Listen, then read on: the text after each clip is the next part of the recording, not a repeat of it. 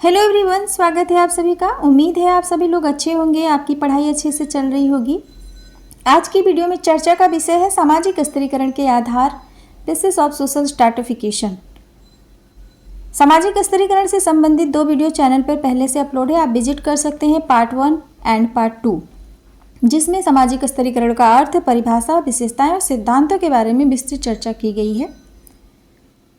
आगे बढ़ने से पहले सामाजिक स्तरीकरण को एक बार और हम समझाने का प्रयास करेंगे, तो आप वीडियो को ध्यान से देखिए और पूरा देखिए। देखिए, सामाजिक स्तरीकरण एक प्रक्रिया है जिसके द्वारा संपूर्ण सामाजिक व्यवस्था विभिन्न स्तरों में विभाजित हो जाती है, और प्रत्येक स्तर में जब श्रेष्ठता और हीनता की भावना का समावेश हो जाए तो उसे हम सामाजिक स्तरीकरण कहते हैं।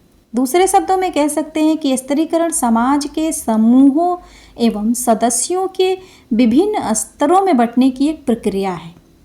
ठीक है, यानी जब समाज स्तरों में विभक्त हो जाए और उन स्तरों में जब श्रेष्ठता और हीनता दिखने लगे तो उसे हम सामाजिक स्तरीकरण कहते हैं। आज की वीडियो में हम बात करेंगे सामाजिक स्तरीकरण के आधार की, यानी जो समाज में स्तरीकरण की व्यवस्था है वो किस आधार पर होती है, उन्हीं आधारों की चर्चा करेंगे हम। और आगे बढ़ने से पहले हम कुछ समाजशास्त्रियों के विचारों की बात करेंगे, यानी समाजशास्त्रियों ने अपने अपने मतानुसार सामाजिक स्तरीकरण के आधारों की बात की है। तो सबसे पहले उसके बारे में हम बात कर लें। तो सबसे पहले पार्सन्स के अनुसार इन्होंने व्यक्ति की परिस्थिति को निर्धारित करने के लिए 6 कारकों का उल्लेख किया है जो स्तरीकरण के आधार भी तय करते हैं। और सबसे पहला है नातेदारी समूह। ठीक है, नातेदारी समूह की सदस्यता। दूसरा है व्यक्तिगत विशेषताएं। तीसरा है अर्जित उपलब्धियां। चौथा है द्रव्यजात, और 5वां है सत्ता, और 6ठा है शक्ति। तो कुल 6 आधारों पर सामाजिक स्तरीकरण की बात पार्सन्स करते हैं। तो दूसरी तरफ कार्ल मार्क्स आर्थिक आधार पर सामाजिक स्तरीकरण की बात करते हैं, और जिस पे उन्होंने पूंजीपति वर्ग और श्रमिक वर्ग की बात की है। तो अगर हम बात करें सोरकिन तथा वेबर महोदय की, तो इन्होंने 3 आधारों की बात की है, जिसमें आर्थिक आधार, राजनीतिक आधार और व्यावसायिक आधार। किंग्सले डेविस महोदय ने 2 आधार बताए हैं, सम्मान और प्रतिष्ठा। तो अगर हम सभी समाजशास्त्रियों के विचारों को ध्यान से देखते हैं तो सामाजिक स्तरीकरण के 2 आधार हैं। ठीक है, और उसमें पहला है प्राणी शास्त्रीय आधार, बायोलॉजिकल बेस। ठीक है, प्राणी शास्त्रीय आधार।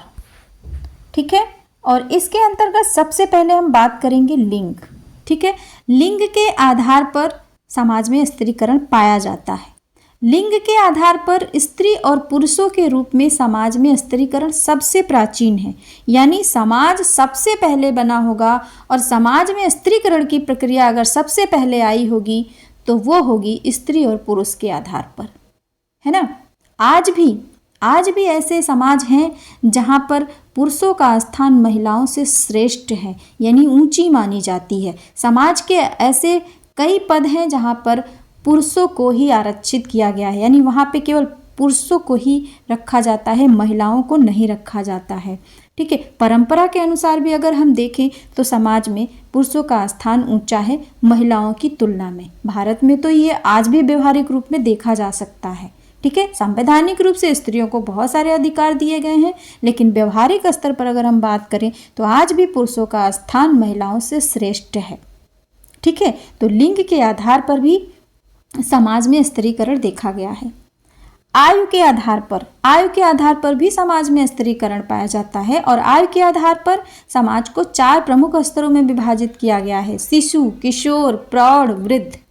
ठीक है, और वृद्ध को सामान्यतः महत्वपूर्ण पद दिए जाते हैं। ऐसा माना जाता है कि जिनकी आयु अधिक है वो समझदार होते हैं, उनके पास अनुभव है, उनके पास सोचने समझने की शक्ति अधिक है, वो निर्णय ले सकते हैं, उनके अंदर धैर्य अधिक होता है। तो इन तमाम आधारों पर उन्हें समाज में श्रेष्ठ माना जाता है, उनकी स्थिति ऊंची मानी जाती है। प्रजाति के आधार पर भी समाज में स्तरीकरण पाया जाता है। आज भी अमेरिका और अफ्रीका में गोरी प्रजाति के लोग काली प्रजाति को हीन दृष्टि से देखते हैं, है ना। बहुत लंबे समय तक वहाँ पर गोरी और काली प्रजाति के बीच लड़ाई चली, यानी श्वेत और अश्वेत की लड़ाई। तो जहाँ पे एक से अधिक प्रजातियाँ एक साथ रहती हैं वहाँ पे इस तरह के स्तरीकरण देखे जा सकते हैं। जन्म के आधार पर स्तरीकरण, जन्म भी सामाजिक स्तरीकरण उत्पन्न करता है। जो लोग ऊंचे कुल, ऊंचे वंश, ऊंची जाति में जन्म लेते हैं वो अपने आप को श्रेष्ठ बताते हैं। ठीक है, यानी समाज ये तय करता है कि कौन सा वंश ऊंचा है, कौन सी जाति ऊंची है, कौन सा कुल ऊंचा है, और जो लोग उसमें जन्म ले लेते हैं वो अपने आप को श्रेष्ठ बताते हैं उनकी तुलना में कि जो समाज के हिसाब से नीचे है, जो वंश नीचा है, जो कुल नीचा है, जो जाति नीची है। ठीक है, तो जन्म के आधार पर भी सामाजिक स्तरीकरण पाया जाता है। अगर हम प्राचीन काल की बात करें तो जो लोग राजा के घर में यानी राजघराने में जन्म लेते थे वो जन्म से ही राजकुमार या राजकुमारी कहे जाते थे, चाहे उनके अंदर किसी भी प्रकार के गुण हो या ना हो। समाज उन्हें सम्मान दृष्टि से देखता था, सम्माननीय दृष्टि से देखता था, क्योंकि वो राजकुमार थे, है ना। तो जन्म के आधार पर भी सामाजिक स्तरीकरण पाया जाता है। व्यक्ति का जन्म कहाँ हुआ है ये भी सामाजिक स्तरीकरण निर्धारित करता है। शारीरिक और बौद्धिक कुशलता, तो सबसे पहले शारीरिक कुशलता की बात कर लेते हैं। जो लोग अकुशल हैं, पागल हैं, क्षीणकाय हैं, आलसी हैं, अयोग्य हैं, काम नहीं करना चाहते हैं, ऐसे लोगों का समाज में स्थान निम्न होता है। यानी ऐसे लोगों को समाज श्रेष्ठ नहीं समझता है, सम्मान की दृष्टि से नहीं देखता है। उनकी तुलना में कि जो बुद्धिमान है, परिश्रमी है, हष्टपुष्ट है, कुशल है, मेहनती है ना, ऐसे लोगों को हमेशा से ही सम्मान मिला है और मिलता रहेगा।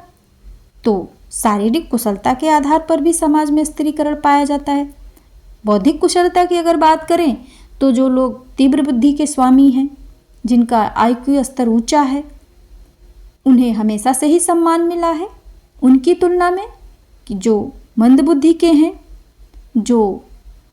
जिनका IQ स्तर कम है ना, तो उनका समाज में स्थान निम्न है। तो शारीरिक और बौद्धिक कुशलता के आधार पर भी समाज में स्त्रीकरण पाया जाता है। तो इस तरह अगर हम देखें तो प्राणी शास्त्रीय आधार में लिंग, आयु, प्रजाति, जन्म, शारीरिक और बौद्धिक कुशलता के आधार पर स्त्रीकरण आप देखेंगे। दूसरा है सामाजिक सांस्कृतिक आधार। ठीक है, दूसरा सामाजिक सांस्कृतिक आधार, सोशियो कल्चरल बेस। ठीक है, इस आधार पर भी आपको समाज में स्त्रीकरण पाया जाता है। पहला था जो जन्म के आधार पर होता है और ये सामाजिक आधार पर होता है ना। और इसके अंतर्गत आपको संपत्ति के आधार पर, व्यवसाय के आधार पर, धर्म के आधार पर, राजनीतिक शक्ति के आधार पर, अर्जित पद के आधार पर, शिक्षा के आधार पर, है ना, सामाजिक स्त्रीकरण समाज में देखने को मिलेगा। तो सबसे पहले हम संपत्ति की बात कर लें, है ना, संपत्ति की बात कर लेते हैं सबसे पहले। संपत्ति के आधार पर भी समाज में स्त्रीकरण देखा गया है। समाज में वे लोग ऊंचे माने जाते हैं जिनके पास बहुत अधिक पैसा, धन दौलत होता है ना, जिनके पास अधिक संपत्ति होती है। उनकी तुलना में जो गरीब हैं, जो संपत्ति विहीन है, उनकी स्थिति समाज में निम्न होती है ना। हमेशा से ही जिनके पास पैसे अधिक होते हैं, धन दौलत अधिक होता है, वो श्रेष्ठ और सम्माननीय होते हैं समाज में। ठीक है, व्यवसाय के आधार पर भी आप समाज में स्त्रीकरण देख सकते हैं। और वर्तमान समय में सबसे बड़ा आधार है डॉक्टर हों, इंजीनियर हैं, शिक्षक हैं, प्रशासक हैं। समाज हमेशा से ही ऐसे लोगों को सम्माननीय दृष्टि से देखा गया है। ऐसे पद सम्माननीय होते हैं। और जो लोग बाल काटने का काम करते हैं, सब्जी बेचने का काम करते हैं, चमड़े का काम करते हैं, कपड़े धोने का काम करते हैं, साफ सफाई का काम करते हैं, ऐसे लोगों को समाज निम्न दृष्टि से देखता है। यानी ऐसे कामों को सम्माननीय नहीं माना जाता है। हालांकि व्यवहारिक स्तर पे लोग कहते हैं कि कोई भी काम छोटा बड़ा नहीं है, लेकिन ऐसा नहीं है। कुछ पेशे को श्रेष्ठ माना जाता है और कुछ पेशों को निम्न माना जाता है। और इसी आधार पर आपको समाज में संस्तरण देखने को मिलेगा। राजनीतिक शक्ति की अगर हम बात करें, पहले धर्म की बात कर लेते हैं।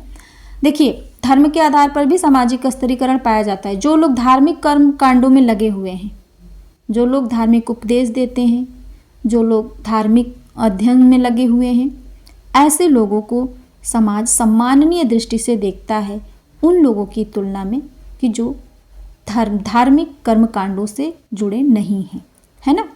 धर्मगुरु, ठीक है, पादरी हो गए, मौलवी हो गए, ऐसे लोगों का सम्मान अधिक होता है। राजनीतिक शक्ति की अगर हम बात करें तो जो लोग राजनीतिक शक्ति से जुड़े हुए हैं या जिनके पास राजनीतिक शक्ति अधिक है, यानी जो सत्ता से जुड़े हुए हैं, इनका सम्मान अधिक होता है, यानी संस्तरण प्रणाली में ये सबसे ऊपर होते हैं।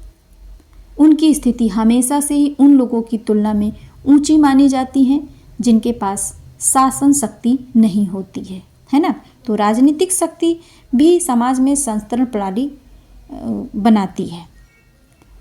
अर्जित पद से तात्पर्य है कि ऐसी व्यवस्था, है ना, ऐसी व्यवस्था जिसमें व्यक्ति अपनी योग्यता, अपनी कुशलता, अपनी क्षमता, अपने मेहनत से कोई पद प्राप्त करता है, उसे हम अर्जित पद कहते हैं। और वर्तमान समय में जो लोग जितने श्रेष्ठ पदों पर काम कर रहे हैं उनका सम्मान उतना ही अधिक है उनकी तुलना में कि जिनके पास कोई भी पद नहीं है। इसके अलावा शिक्षा के आधार पर भी समाज में स्तरीकरण पाया जाता है। हमेशा से ही ऐसे लोग जो शिक्षित होते हैं, समाज उनको सम्माननीय दृष्टि से देखता है, उन्हें श्रेष्ठ समझता है, उनका सम्मान अधिक होता है समाज में उनकी तुलना में जो अशिक्षित हैं, ठीक है। तो इस तरीके से संपत्ति, व्यवसाय, धर्म, राजनीतिक शक्ति, अर्जित पद और शिक्षा के आधार पर आपको समाज में स्तरीकरण देखने को मिलेगा। इसमें से अगर कोई टॉपिक आपको नहीं समझ में आए तो आप कमेंट कर सकते हैं। उम्मीद है आपको वीडियो समझ में आया होगा। Thank you.